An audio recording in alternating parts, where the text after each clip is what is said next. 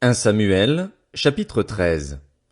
Saül était âgé de 30 ans lorsqu'il devint roi. Il régnait depuis 2 ans sur Israël quand il choisit 3000 Israélites. 2000 étaient avec lui à Michmash et sur la montagne de Béthel, et 1000 étaient avec Jonathan à Gibéa de Benjamin. Quant au reste du peuple, il le renvoya, chacun dans sa tente. Jonathan bâtit la garnison de Philistins qui se trouvait à Géba, et les Philistins la prirent. Saül fit sonner de la trompette dans tout le pays en disant, que les Hébreux la prennent. Tout Israël apprit que Saül avait battu la garnison des Philistins et qu'Israël avait ainsi provoqué le dégoût des Philistins.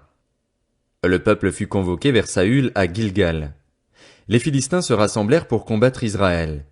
Ils avaient 30 000 chars et 6 000 cavaliers, et ils formaient un peuple innombrable, comme le sable qui est au bord de la mer. Ils vinrent installer leur camp à Michmash, à l'est de Beth-aven. Les Israélites se virent menacés, car ils étaient serrés de près, et ils se cachèrent dans les grottes, les buissons, les rochers, les caveaux et les citernes. Il y eut aussi des Hébreux qui passèrent le Jourdain pour se rendre dans le pays de Gad et de Galaad. Quant à Saül, il était encore à Gilgal, et tout le peuple qui se trouvait à ses côtés tremblait. Saül attendit 7 jours, conformément au délai fixé par Samuel, mais celui-ci n'arrivait pas à Gilgal et le peuple se dispersait loin de Saül. Saül dit alors, « Amenez-moi les victimes destinées à l'holocauste et au sacrifice de communion. » Et il offrit l'holocauste. Il finissait d'offrir l'holocauste lorsque Samuel arriva. Saül sortit à sa rencontre pour le saluer. Samuel dit, « Qu'as-tu fait ?» Saül répondit, « Lorsque j'ai vu que le peuple se dispersait loin de moi, que tu n'arrivais pas dans le délai fixé et que les Philistins étaient rassemblés à Michmash, je me suis dit, les Philistins vont descendre m'attaquer à Gilgal et je n'ai pas imploré l'Éternel. C'est alors que je me suis fait violence et que j'ai offert l'holocauste. » Samuel dit à Saül, « Tu t'es comporté de façon stupide, tu n'as pas respecté le commandement que l'Éternel, ton Dieu, t'avait donné. L'Éternel aurait affermi pour toujours ton règne sur Israël, mais maintenant ton règne ne durera pas. L'Éternel s'est choisi un homme selon son cœur, et il l'a destiné à être le chef de son peuple. Cela arrivera parce que tu n'as pas respecté ce que l'Éternel t'avait ordonné. » Puis Samuel se leva et monta de Gilgal à Gibéa de Benjamin. Saül passa en revue le peuple qui se trouvait avec lui. Il y avait environ 600 hommes. Saül, son fils Jonathan et le peuple qui se trouvait avec eux avaient pris position à Géba de Benjamin, et les Philistins avaient leur camp à Michmash. 3 troupes sortirent du camp des Philistins pour semer la dévastation. L'une prit le chemin d'Ophra, vers le pays de Shual, l'autre le chemin de Beth-Horon, et la troisième le chemin de la frontière qui domine la vallée de Tseboïm, du côté du désert.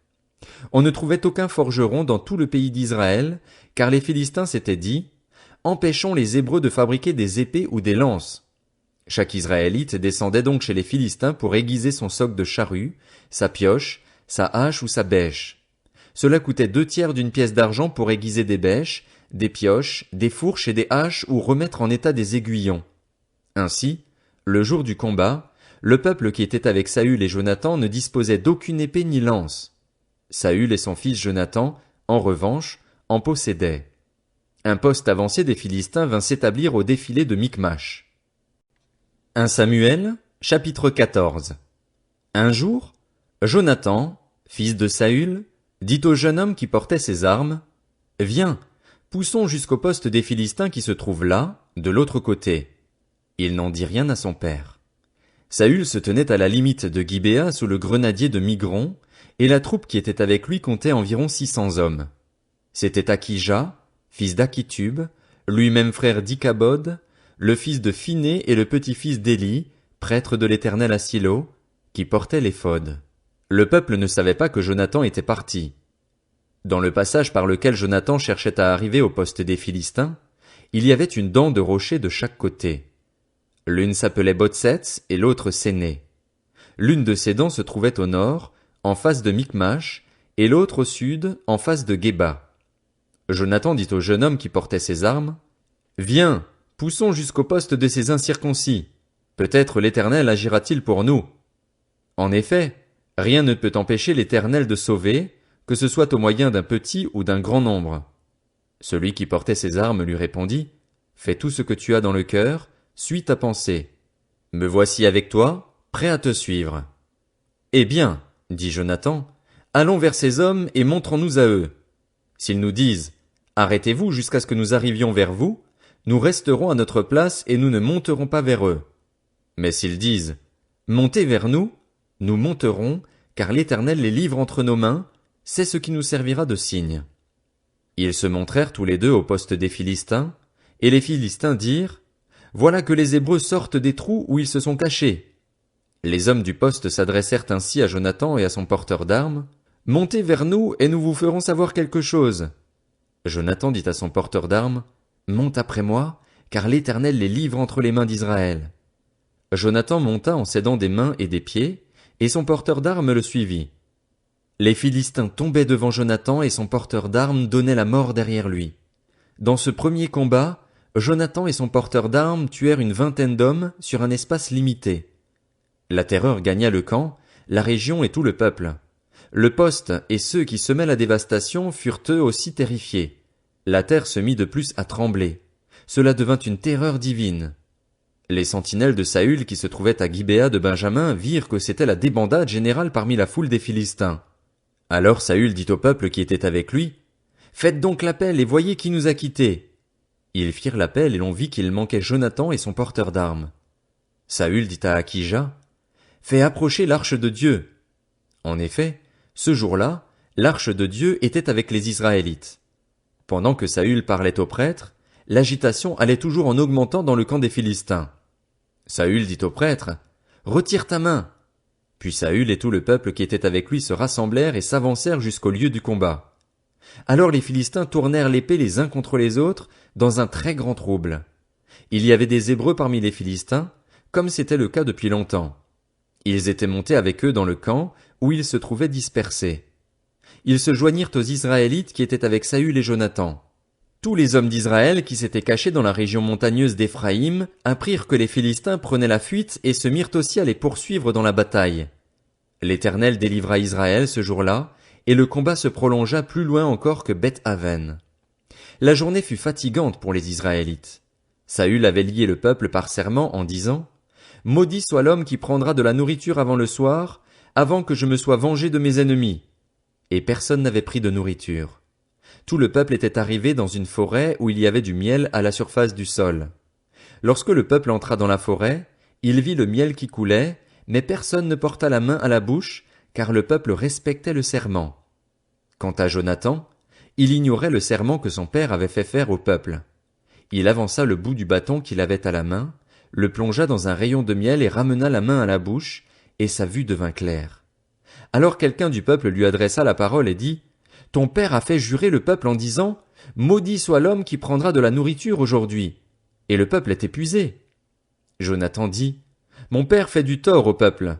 Regardez donc comme ma vue est devenue claire du fait que j'ai goûté un peu de ce miel.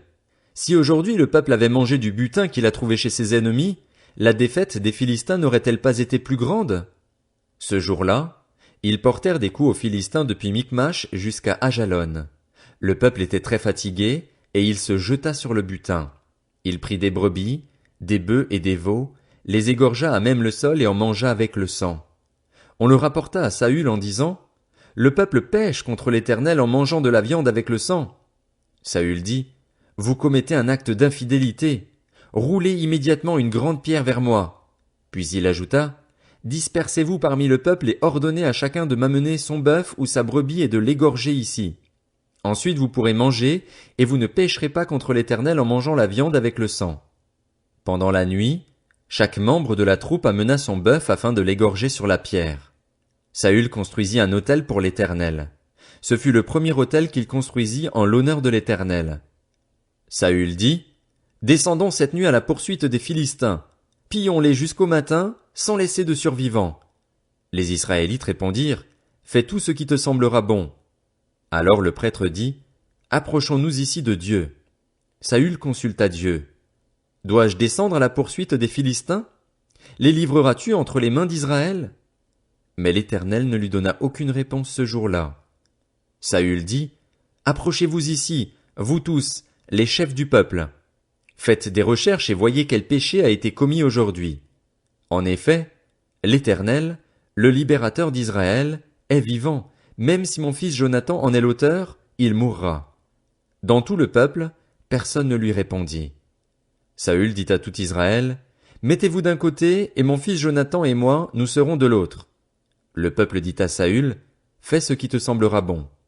Saül dit à l'Éternel, Dieu d'Israël, fais connaître la vérité. Jonathan et Saül furent désignés, et le peuple fut libéré. Saül lui dit, raconte-moi ce que tu as fait. Jonathan le lui raconta.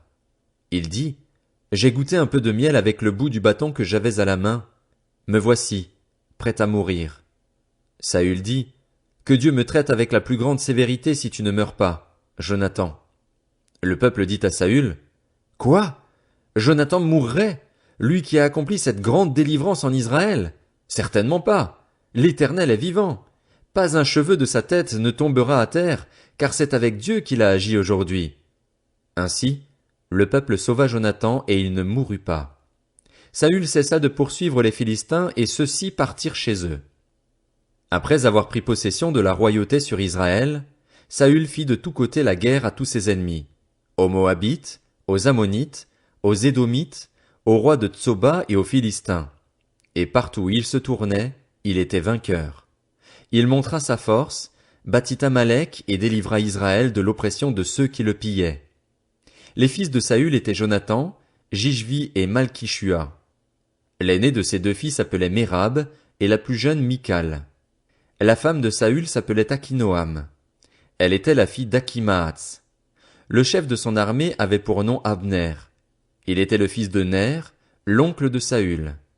Kis, le père de Saül, et Ner, le père d'Abner, étaient les fils d'Abiel. Pendant toute la vie de Saül, il y eut une guerre acharnée contre les Philistins.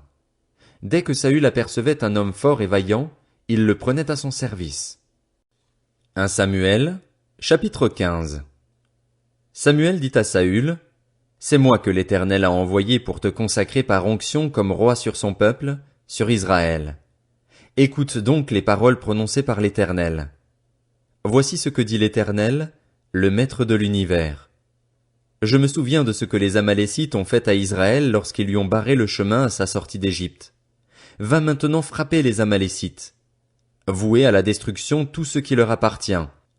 Tu ne les épargneras pas et tu feras mourir hommes et femmes, enfants et bébés, bœufs et brebis, chameaux et ânes. Saül convoqua le peuple et le passa en revue à Télaïm. Il y avait 200 000 fantassins ainsi que 10 000 hommes de Juda. Saül marcha jusqu'à la ville d'Amalek et plaça une embuscade dans la vallée. Il dit aux Kéniens, partez, retirez-vous, quittez les Amalécites afin que je ne vous fasse pas subir le même sort qu'à eux. En effet, vous avez fait preuve de bonté envers tous les Israélites lorsqu'ils sont montés d'Égypte. Les Kéniens se retirèrent alors du milieu des Amalécites. Saül porta des coups à Amalek et depuis Havila jusqu'à Shur, qui fait face à l'Égypte. Il captura Agag, roi d'Amalek, vivant et il voua à la destruction tout le peuple en le passant au fil de l'épée. Mais Saül et le peuple épargnèrent Agag ainsi que les meilleures brebis, les meilleurs bœufs, les meilleures bêtes de la seconde portée, les agneaux gras et tout ce qu'il y avait de bon. Ils ne voulurent pas le vouer à la destruction. En revanche, ils exterminèrent tout ce qui était sans valeur et chétif. L'Éternel adressa la parole à Samuel. Je regrette d'avoir établi Saül pour roi, car il se détourne de moi et n'accomplit pas mes paroles. Samuel fut irrité et il cria à l'Éternel toute la nuit. Il se leva de bon matin pour aller à la rencontre de Saül. On vint lui dire, Saül s'est rendu à Carmel et il s'est érigé un monument. Puis il est reparti et, passant plus loin, il est descendu à Gilgal. Samuel se rendit vers Saül, et Saül lui dit, Sois béni de l'Éternel, j'ai accompli la parole de l'Éternel. Samuel dit, Qu'est-ce donc que ce bêlement de brebis qui parvient à mes oreilles et ce mugissement de bœufs que j'entends? Saül répondit, Ils les ont amenés de chez les Amalécites, parce que le peuple a épargné les meilleures brebis et les meilleurs bœufs afin de les offrir en sacrifice à l'Éternel, ton Dieu. Le reste, nous l'avons voué à la destruction. Samuel dit à Saül, Arrête, je vais te révéler ce que l'Éternel m'a dit cette nuit. Saül lui dit, Parle. Samuel dit, Alors que tu étais petit à tes propres yeux, N'es-tu pas devenu le chef des tribus d'Israël, et l'Éternel ne t'a-t-il pas désigné par onction pour que tu sois roi sur Israël? L'Éternel t'avait envoyé en disant, Va vouer à la destruction ces pécheurs que sont les Amalécites. Tu leur feras la guerre jusqu'à ce que tu les aies exterminés. Pourquoi n'as-tu pas écouté l'Éternel? Pourquoi t'es-tu jeté sur le butin et as-tu fait ce qu'il désapprouve? Saül répondit à Samuel, J'ai écouté l'Éternel et j'ai suivi la voie où il m'envoyait. Et j'ai ramené Agag, le roi d'Amalek, et j'ai voué les Amalécites à la destruction. Mais le peuple a pris sur le butin les meilleures brebis et les meilleurs bœufs qui devaient être consacrés, afin de les offrir en sacrifice à l'Éternel, ton Dieu, à Gilgal. Samuel dit, L'Éternel trouve-t-il autant de plaisir dans les holocaustes et les sacrifices que dans l'obéissance à sa voix? Non. L'obéissance vaut mieux que les sacrifices, et l'écoute attentive vaut mieux que la graisse des béliers. Oui, la révolte est aussi coupable que la divination, et la résistance au Seigneur est aussi fautive que le recours au téraphim. Puisque tu as rejeté la parole de l'Éternel, il te rejette lui aussi comme roi. Alors Saül dit à Samuel, J'ai péché, car j'ai enfreint l'ordre de l'Éternel et tes paroles. J'ai eu peur du peuple et je l'ai écouté. Maintenant, je t'en prie, pardonne mon péché, reviens avec moi et j'adorerai l'Éternel. Samuel dit à Saül, Je ne reviendrai pas avec toi, car tu as rejeté la parole de l'Éternel, et l'Éternel te rejette. Tu ne seras plus roi sur Israël. Alors que Samuel tournait le dos pour s'en aller, Saül l'attrapa par le pan de son manteau, qui fut arraché. Samuel lui dit, L'Éternel t'arrache aujourd'hui la royauté d'Israël et la donne à un autre, qui est meilleur que toi. Celui qui a la force d'Israël ne ment pas et n'éprouve pas de regrets, car il n'est pas un homme pour avoir des regrets. Saül répéta, J'ai péché. Maintenant honore-moi devant les anciens de mon peuple et devant Israël. Reviens avec moi et j'adorerai l'Éternel, ton Dieu. Samuel revint à la suite de Saül, et Saül adora l'Éternel. Puis Samuel dit, Amenez-moi Agag, le roi d'Amalek. Agag s'avança vers lui d'un air joyeux. Il se disait, Certainement, l'amertume de la mort s'est écartée. Samuel dit, De même que ton épée a privé des femmes de leurs enfants, de même ta mère sera privée d'un fils. Et Samuel mit Agag en pièces devant l'Éternel à Gilgal. Samuel partit pour Rama et Saül remonta chez lui à Gibéa de Saül. Samuel n'alla plus voir Saül jusqu'au jour de sa mort. En effet, il pleurait sur lui, parce que l'Éternel regrettait de l'avoir établi roi d'Israël.